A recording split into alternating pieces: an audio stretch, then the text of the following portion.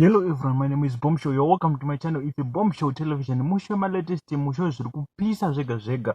Kana uri munyowani, don't forget to subscribe to our channel. It's a Bombshow Television. Nhasi ndauya ne good news. Kana une business raunoita, imborisa mu comment section unoona kuwana nonechi ne customer kana munhu anozvida.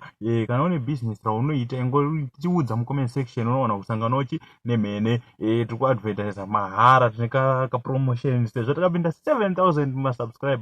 Guys, ndokubigai makapenga. Ndimi munoita tirambe tichiendera kumberi tichaga ma latest. So ndisinganyanyi kupedza nguva, kana uri munyowani ndinokuchingamidza nemufaro. Don't forget to subscribe to our channel. Ndisinganyanyi kupedza nguva, let's get into today's story, and don't forget to advertise your business with us. Namba munozowana pa description ye channel kana kuti ndichadzisa mu comment section.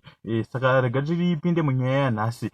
Right, mure Zimbabwe nokutendai zvakanyanya nekutsigira kwamuita channel yedu yasvika 9000 subscribers. Guys, support yenyu ndinongoitenda, ndongoti don't forget to subscribe again kana uri munyowani uye part of the family yakura zvekudai. So nyaya ndaya nayo ndisingada kupedza nguva, ndisingada kuita tenderera, inyaya yemukadzi uyu wamuri kuona apa uyu. Mukadzi uyu ari kunzi akafa ndewekudomboshawa mushure mekunge pakuitwa operation pake pakuzvara akachekwa nematumbu nevanonzi Dr. Felix Simango. Iye anonzi Kudzai Gweme.